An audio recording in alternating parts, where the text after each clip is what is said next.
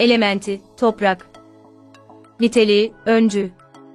Yönetici gezegeni, Satürn disiplinin ve olgunluğun gezegeni. Renk, kahverengi, siyah. Gün, cumartesi. Uğurlu sayılar, 4, 8. Uğurlu taşları, turmalin, zirkon, yakut, lal, malahit. Vücutta tekabül ettiği yer, diz, deri, kemikler ve dişler.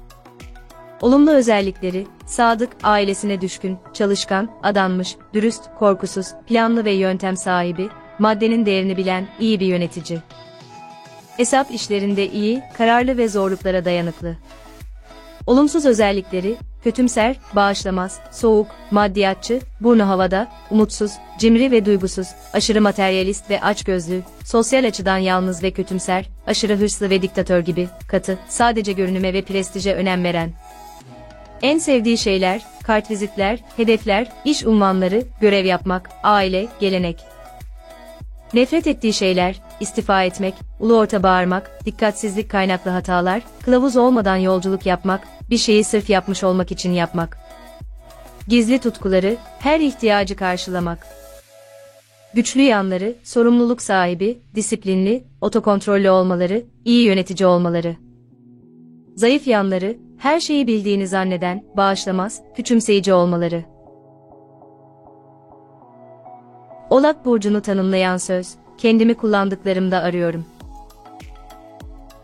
Burçlar 3 farklı niteliğe göre gruplanır. Öncü, değişken ve sabit burçlar. Oğlak burcu 4 öncü burçtan biridir. Bu burçlar mevsimleri başlatır. Koç, baharı, yengeç, yazı, terazi, sonbaharı, Oğlak ise kışı başlatır.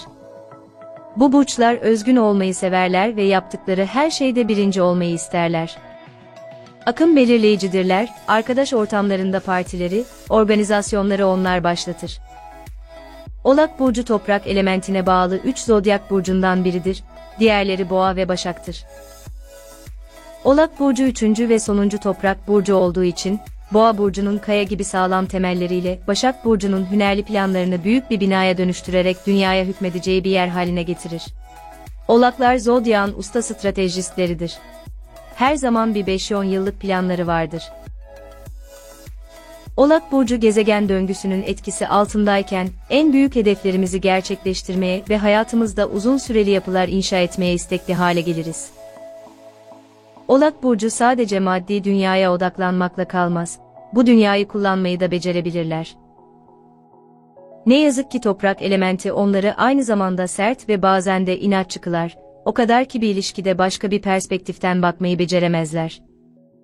Kendi kişiliklerinden çok farklı olan insanların farklılıklarını kabullenmekte zorlanır ve kendi geleneksel değerlerini dayatmaya çalışabilirler.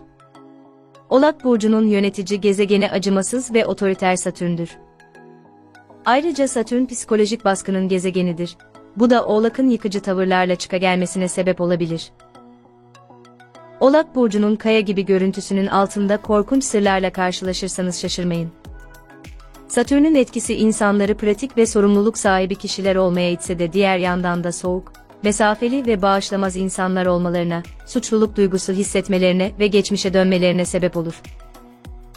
Oğlak enerjisi inatçı ve kararlıdır, yüce hedeflere adanmış bir enerjidir. Zihnimizi sonuca odaklamamıza ve bitiş çizgisine ulaşmamıza yardımcı olur. Bitiş çizgisine ulaşmak destansı bir yolculuk olabilir. Bu nedenle Oğlak'ın çelik gibi sinirlerine ve mukavemetine ihtiyaç duyarız. Az kullanılan yollardan gitmek, bu geleneksel burcun tercih edeceği bir şey değildir. Bunun yerine Oğlak burcu zirveye ulaşan en düz ve en basit yolun haritasını çıkarır ve sonra da planına sadık kalır. Oğlak enerjisi son derece sert ve çıkarcı olabilir, vazifeşinas tarafı çöküşüne yol açabilir. Zodyağın 10. burcu olan Oğlak, insanın evrendeki yerini bulma ve kendini geliştirme macerasının da 10. adımını sembolize eder. Akrep'te ve Yay'da duygular ve bilgi üzerinde kontrol elde etme çabası, Oğlak'ta otorite üzerinde kontrol oluşturabilme isteğine yerini bırakır. Otorite sosyalleşmiş toplumun kurallarını, düzenlemelerini yaparak elde edilir. Oğlaklar genellikle aslında kendilerinin uygulamak istemedikleri kuralları ve düzenlemeleri yapmakla işe başlarlar. Amaçlarına ve hedeflerine ulaşmaktaki kararlılıkları, katı bir felsefe ve toleransı olmayan bir davranış biçimi geliştirmelerinin temel nedenidir. Öncü nitelikteki Oğlak Burcu'nun insanları eylemci bir ruha sahiptir. Kararlı, sebatlı ve inatçı yapıları sayesinde, girdikleri yoldan, kilitlendikleri hedeften vazgeçmeleri mümkün değildir. Liderlik ve kural koyma özellikleri taşıyan Oğlak, genellikle yönetici ya da idareci konumundadır. Pragmatik yapısı sayesinde, hedeflediğine ulaşmak için muhakkak bir yöntem geliştirir. Dağ keçisiyle sembolize edilen Oğlak, tepelere tırmanmak için metodik yöntemler, sağlam araçlar kullanır. Statüko ve otorite Oğlak Burcu'nu etkiler. İnisiyatif kullanabilirliği ve sorumluluk almaktan kaçınmaması başarısının temel anahtarıdır. Takdir edilmek ve saygı duyulmak ihtiyacı yoğun olan Oğlak, zayıf yanlarını, beceriksizliklerini açığa çıkarmaktan hoşlanmaz. Bu sahte gurur, genellikle insanlarla mesafeli bir ilişkinin doğmasına neden olur.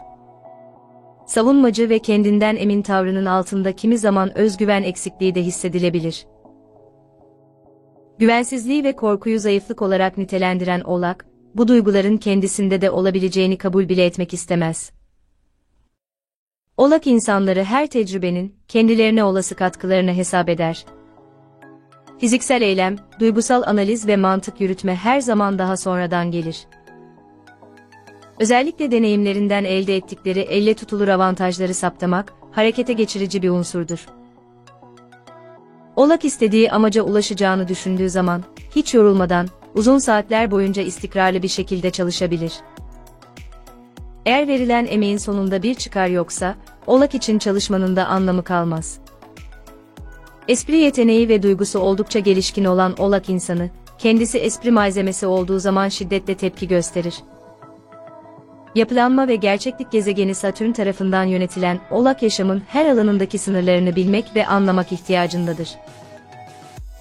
Erken yaşlardan itibaren geleneksel değerlere, kurallara ve düzenlemelere, topluma paralel düşünce ve davranış şekline kolayca adaptasyon sağlar. Daha sonra kişisel yaşantısında bunları reddetse bile, amaçlarına ulaşmak için sistemin içinde bulunmayı tercih eder. Oğlak bir sistem, kısıtlamalar, kurallar ve düzenlemeler olmadan, amaçlarına ulaşmakta zorluk çeker ve hatta yolunu kaybedebilir. Kurallar ve düzenlemeler ile, içinde bulunduğu sistemi ve toplumsal yapıyı anlamaya çalışır. Oğlak için bir şeyin gerçekliği anlaşıldığında, onu manipüle etmek ve kontrol altına almak çok daha kolaydır.